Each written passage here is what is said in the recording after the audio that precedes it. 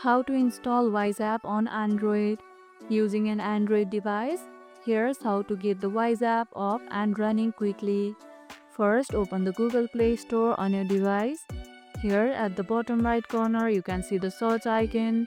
Tap on it. Now tap on the search bar at the top and type in Wise. Once you type it in, hit search. Now you can see the official Wise app. Once you find it, tap on it to open the details page. Here you can see the install button. Tap install and the app will download and install automatically on your device.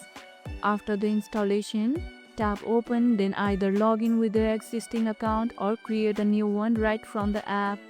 Enable automatic updates in the Play Store so your Wise app stays up to date with the latest feature.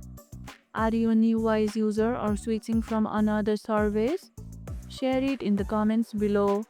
And that's how you can install Wise app on Android. And if this video helped, hit the like button, share it, subscribe and leave a comment. Thanks for watching and I'll see you in the next one.